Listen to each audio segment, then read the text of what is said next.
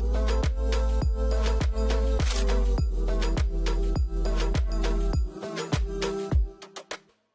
right, the concept I want to talk about today is either what we call geographical arbitrage or jurisdictional arbitrage. It could be custodial arbitrage, whatever term we want to use for it. And this is the idea that we're going to pick and choose how we hold assets and where we hold assets based on jurisdiction, based on the regulations of different jurisdictions. Now, an example of this is something that's actually been going on for quite a while, I know, in the US. And that's something like I might set up a Delaware Corp, or I might set up a Nevada LLC based on what my goals are, based on what I want my corporation to do, based on the protections I want for the shareholders, the protections I want for the members of my LLC, whether that's me or other investors. I'm going to decide how I set up that asset or that entity based on the regulations of different jurisdictions. So this is something that's been going on for quite a while, and that has spilled over into things like where I create trust. Do I create a trust in my home state? Do I create a trust in another state and hold assets there? So this jurisdictional or geographical arbitrage has been going on. Where it's been exacerbated, where we've seen growth is one, what I see is the advent of crypto, right? Where we have this idea of self-custody and what that means. And people that have that wealth, entrepreneurs, those that have invested in crypto for a while, have the opportunity to self-custody, to have their own wallets, but now deciding, is that the best opportunity for me? What are the risks of self-custody versus what are the risks of some sort of centralized custodian? And then I need to understand what different geographies, what different jurisdictions have regulations on my assets. An example of this might be if I want to custody any assets, whether they're dollars or crypto, in a traditional bank in the United States, we all know and we've all seen instances where banks have failed or come close to failing or something like that, or there's some time period where I don't have access to my assets.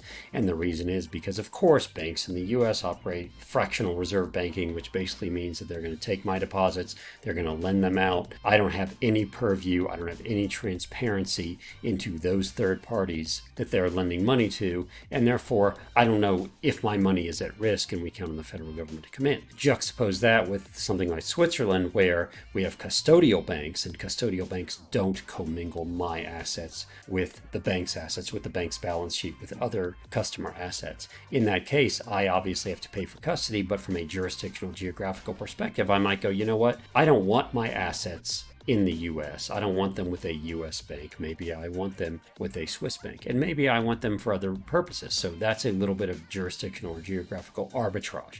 It's deciding how I'm going to hold my assets. So the first part is, am I going to hold them in some sort of trust, in some sort of entity? Where do I want that entity to be set up based on those rules? And that could be something like Nevada. It could be Wyoming. It could be South Dakota for their privacy rules. It could be the island nation of Nevis because of what they're doing with privacy. It could be something like the Cook Islands because of what they do with privacy and asset protection. And so determining how I'm going to own assets and what jurisdiction is going to have regulatory purview over the assets based on that trust or based on that entity is important. The next step is determining where those assets are going to be held. And that's where we still do more geographical and jurisdictional arbitrage. We've seen so many people in recent years move assets to, especially in crypto, move assets to someplace like Puerto Rico or Portugal because they're trying to capitalize on the capital gains tax rules. It says I don't have to pay income tax on capital gains or something to that effect. But what they're realizing is if I have a tremendous number of assets, if I have $50 million, $100 million worth of assets, I might have other issues with those jurisdictions, with taxes, with how my assets get passed, with the protection of my assets, with the privacy of my assets. So if I have a tremendous amount of wealth, if I'm an entrepreneur, something like that, I probably need to go to some sort of professional, not go to a Reddit or subreddit or something to figure out what to do with my assets. It's go to a professional, figuring out based on my goals, my needs, my family, what I want for my money, how I want to use my money, what sort of privacy needs I have, asset protection, tax protection, anything like that. I need to go through this jurisdictional, geographical, custodial arbitrage. If I'm in crypto, how much of my assets do I want in self-custody? How much do I want with some sort of crypto custodian that may be in a jurisdiction that doesn't commingle my assets with other bank assets with the bank balance sheet? Do I want to look at Switzerland or Liechtenstein? Do I need to look at Singapore? Do I need to look at a chartered bank in the US that can also custody crypto assets? Or do I want my own hard wallet? That's where I can play this arbitrage and determine, based on my goals, where I want my assets held. And again, that is best done through a professional that understands how that works and can talk through all my different risks,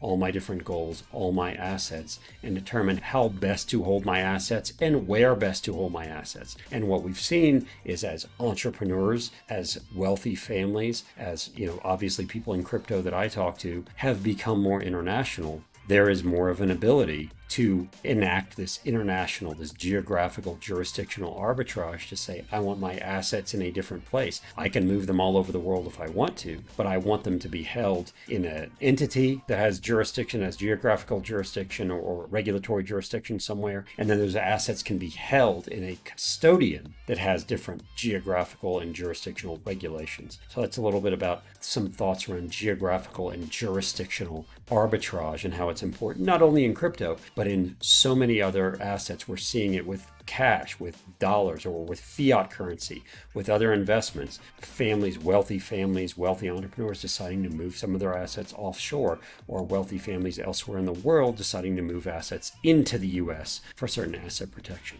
There is all this opportunity for those that have some bit of wealth to enact this geographical jurisdictional arbitrage, of course, based on the advice of professionals who really know what they're doing. But the opportunities have never been as great in this arbitrage as they are right now.